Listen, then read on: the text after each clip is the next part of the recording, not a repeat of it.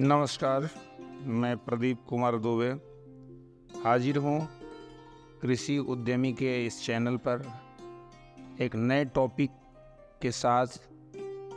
आज चर्चा करेंगे जैविक खेती में केंचुआ खाद। जैविक खेती में केंचुआ खाद कितना महत्वपूर्ण है, केंचुआ खाद बनाने की विधि को लेकर के। केंचुआ खाद खाद्यान्नों की बढ़ती मांग के कारण सघन खेती आज कृषि की बड़ी आवश्यकता बन गई है। अच्छे बीज, पर्याप्त जल संसाधन के अतिरिक्त संतुलित खाद सघन खेती का मुख्य अंग है।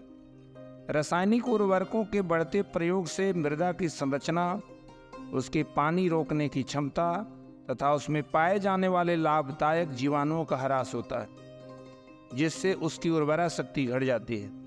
इन सभी गुणों को सुरक्षित रखने के लिए खेती में कार्बनिक खादों का उपयोग अति आवश्यक है।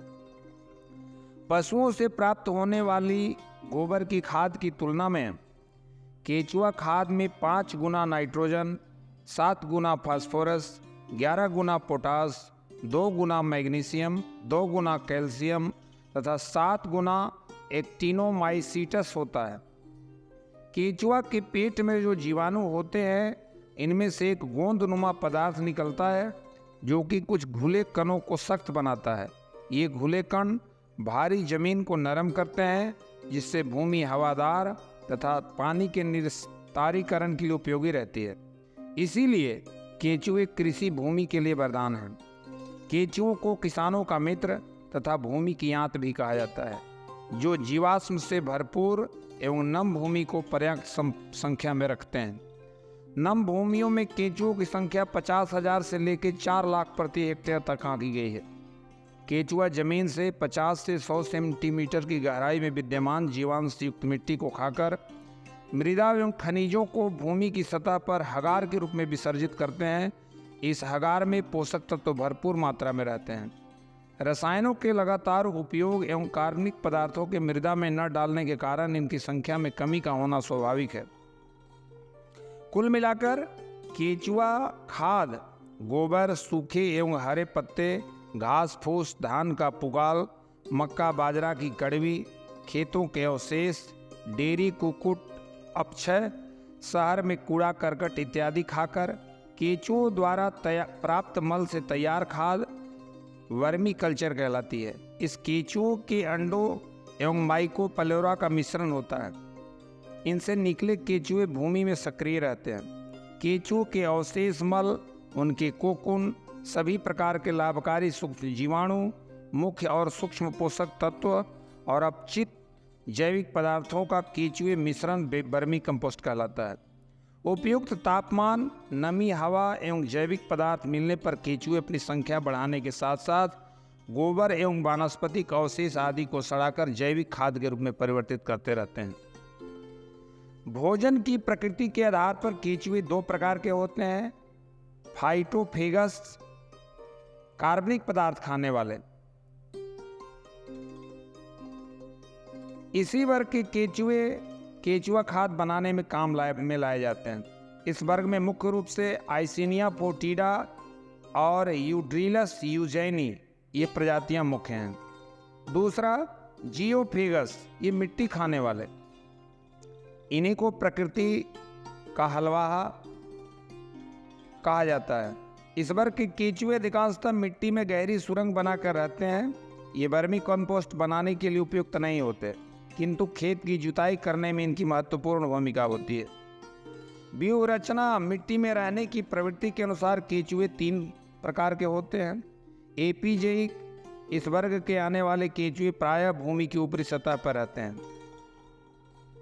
एंडोजेइक, इस वर्ग के केंचुए भूमि की निचली परतों में रहना और भोजन के रूप में मिट्टी खाना पसंद करते हैं। एनेसिक, इस वर्ग के केंचुए भूमि के ऊपर से नीचे की ओर सुरंग बनाकर रहते हैं। इन्हें डीप बोरोवर या किसान मित्र कहा जाता है। भोजन के लिए भूमि सतह पर आते हैं और भोजन को अपने साथ सुरंग में ले जाकर भक्षण करते हैं। ये सुरंग में अपशिष्ट पदार्थ का उत्सर्जन करते हैं। इस वर्ग में लेम्पिटो मारुति नाम की प्रजाति मुख्य रूप से है। केचुआ खाद बनाने के लिए जिन सामग्री की आवश्यकता हमें महसूस होती है उसमें केचुआ, गोबर, खेत का कूड़ा या फसलों का अवशेष, हरी या सूखी पत्ती, पानी, टाट और बोरा।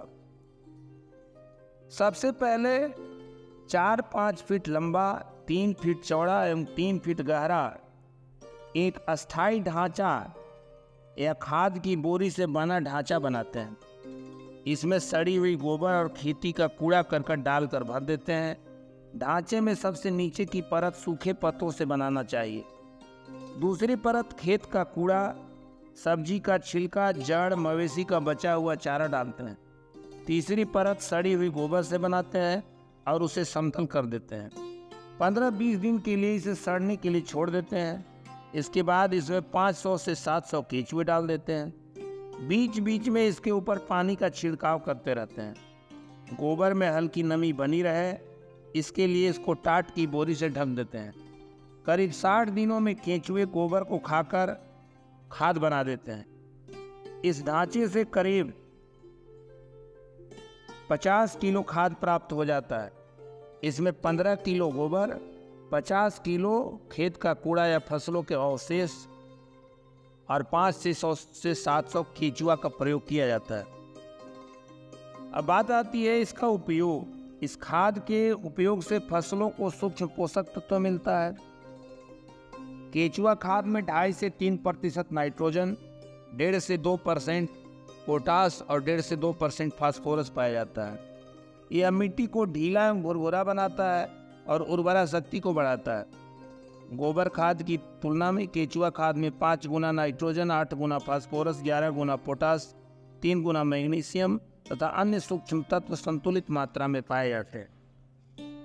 भूमि की भौतिक एवं जैविक गुणवत्ता में सुधार होता है। विटामिन, एमिनो एसिड एवं ह्यूमस भूमि की उर्वरा शक्ति बनाए रखने में महत्वपूर्ण भूमिका अदा करता है। कुछ सावधानियां भी बरतनी चाहिए। बिल्कुल ताजे गोबर का प्रयोग नहीं करना चाहिए। ताजे गोबर को पहले 10 से 15 दिन के लिए बाहर रखकर उसे ठंडा होने देना चाहिए। इसी प्रकार हरी पत्ती या घास वगैरह भी थोड़े दिन के लिए ढेर बनाकर बाहर छोड़ देना चाहिए। ढांचे को छांव में बनाएं। यदि छांव न हो तो ढांचे के ऊपर फूस की झोपड़ी बना दें। नमी बनाए रखने के लिए पानी का छिड़काव जरूरी है। गड्ढे के अंदर तापमान 20 डिग्री से 27 डिग्री सेल्सियस से अधिक नहीं होना चाहिए। जो समझौता नहीं करने योग्य इसमें बिंदु है, कच्चे गोबर का प्रयोग नहीं करना है, ढांचे को छांव में बनाना है और नमी बनाए रखना है। तो धन्यवाद। फिर मिलते हैं एक रोचक और नए वीडियो के साथ। आपका प्यार हमारे साथ बना रहे।